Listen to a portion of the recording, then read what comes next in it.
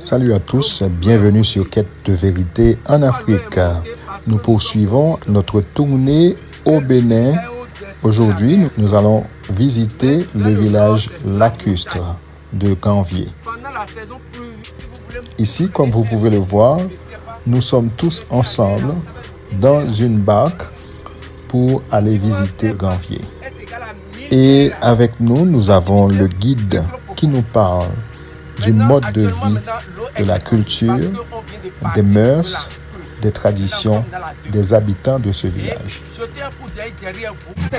Nous sommes sur le lac, toujours sur le lac. Nous allons rentrer à Ganvié. Et vous allez voir, il y a une belle chose qui se passe là. Je vais vous montrer tout à l'heure. N'oubliez pas de vous abonner à la chaîne Quête de vérité, de liker, de partager et de commenter toutes nos vidéos.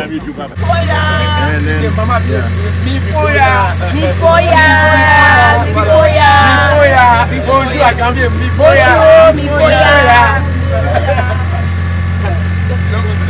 Bonjour à Ganvié.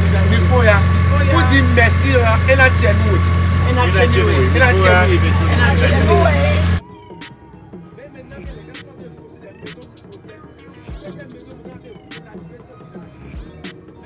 Ces maisons que vous voyez sont des maisons construites par le gouvernement pour tester leur durabilité et aussi encourager les habitants de Ganvié à construire sur ce même modèle afin de garder l'originalité du village. Et entre-temps, nous allons visiter une maison là où il y a aussi des œuvres artisanales. Alors, regardez bien là où nous allons visiter ce prototype de maison dans le village de Ganvié.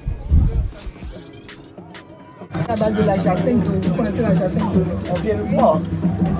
Donc c'est avec la jacinthe d'eau. Oui, tout ça là c'est fait à la main.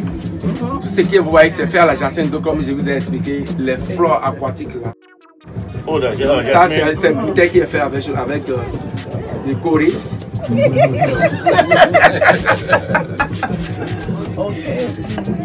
J'achète deux feux d'un prix spécial. Il faut y aller à Chino.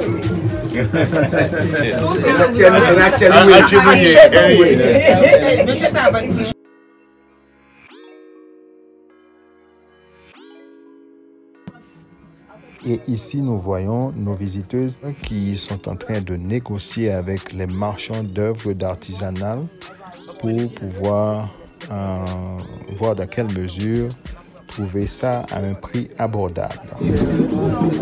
Ça, c'est bon.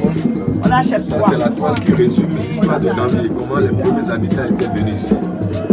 Depuis 1717, ils fuyaient la traite de l'esclavage. C'est des gens qui ont fui les razzias esclavagistes. Ils étaient venus lors du règne du roi d'Abomey qu'on appelait Akadia. C'est un roi qui a fait Akadia. C'est un roi qui a fait beaucoup de conquêtes. Et beaucoup de ces conquêtes, les captifs de guerre sont vendus comme des esclaves. Et comme ils ont entendu qu'ils voulaient venir dans leur village, ils ont pris la décision de fuir le village. C'est comme ça qu'ils se sont retrouvés ici, mais aidés par deux animaux, le crocodile et l'épervier. Ce sont des animaux mystiques qui sont venus les aider après des paroles incantatoires. Parce que le roi, le chef, c'est un prêtre vaudou. C'est lui qui a fait appel à ces animaux avec les paroles qui les aident. Donc la population, ils sont montés sur le dos et lui-même sur le dos de l'épervier, jusqu'à arriver sur l'île. Donc sur l'île, ils vivaient de la chasse en ce moment. Et ils construisaient leurs maisons à terre battue. Donc c'est trop peuplé sur l'île qu'ils ont commencé par construire les maisons maintenant sur pilotis, d'où la naissance de Ganvié. Ganvié qui veut dire la collectivité sauvée. Collectivité sauvée. Gand, Berry sauvé et Vier. Collectivité. Ganvier. Collectivité sauvée.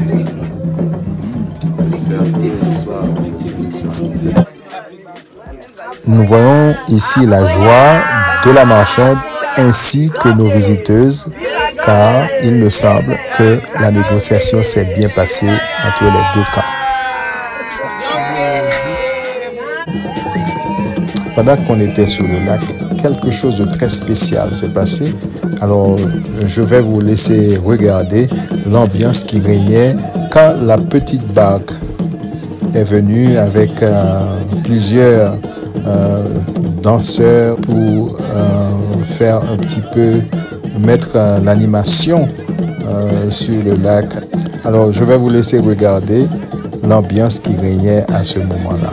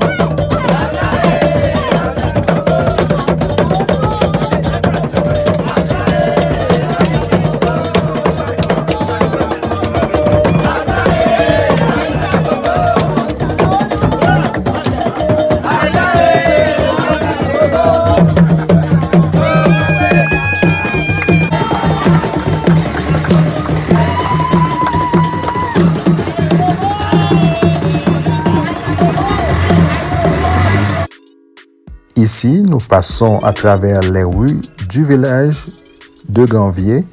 Alors, je dois vous signaler que dans le village Ganvier, la majorité des habitants du village ont leur petite barque sur lesquelles ils font le va-et-vient entre la Grande Terre et le village, et aussi ils circulent à travers les rues de Ganvier.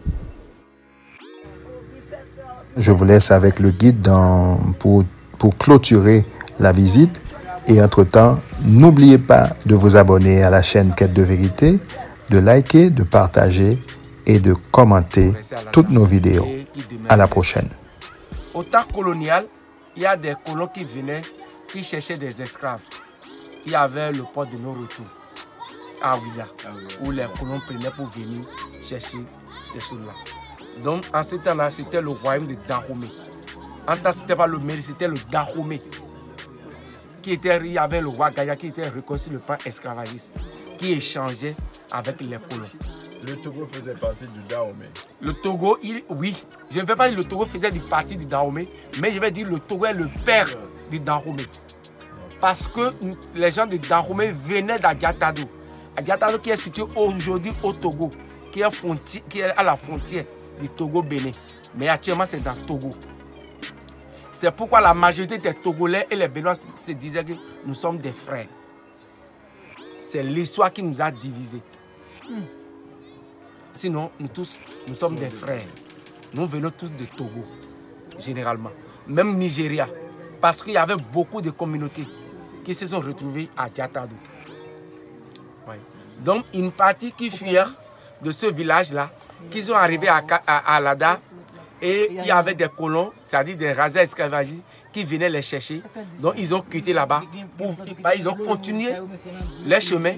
Arrivé à Kassato ici, c'est là maintenant qu'il y avait un cours d'eau qui les bloquait. Parce qu'il y avait un fleuve. Il y avait de l'eau. Et c'est des gens qui ne savent pas nager. Alors il faut traverser parce qu'ils voyaient une portion de la terre artificielle et une portion de la terre comme qui est au milieu de l'eau. Or, il faut traverser pour pouvoir venir s'installer de ce côté.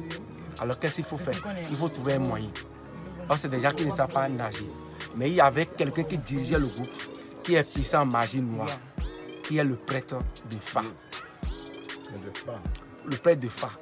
Mais ces prêtres-là, après avoir consulté son Fa, ils voyaient que une île qui est le nom de, on appelle Saint-Domingue, donc c'est le seul endroit pour pouvoir se réfugier pour ne pas être capturé par des razzias esclavagistes. Mais quel est ce moyen? Et il ne trouvait aucun moyen parce qu'il n'avait même pas de pirogue. Après avoir consulté encore à nouveau son phare, le phare lui révélait qu'il a un animal qui est autour de lui. De voir en haut qu'il a un oiseau qui se volait. D'utiliser son pouvoir pour faire appel à ces deux animaux, échanger avec eux. Et ces deux animaux vont l'aider à traverser l'eau. Ce qui a été, il a lancé la parole incantatoire. Il a lancé la parole incantatoire qui a fait appel à cet animal qui est venu à la surface de l'eau. Il a lancé la parole incantatoire qui a fait appel à cet animal, on appelle le crocodile, qui est venu à la surface de l'eau. Après le crocodile, il a appelé même l'épervier qui s'est atterri et qu'il a échangé par la parole incantatoire avec ces deux animaux en leur demandant de l'aider à traverser pour venir s'installer ici. La forêt, là où il y a la forêt sacrée.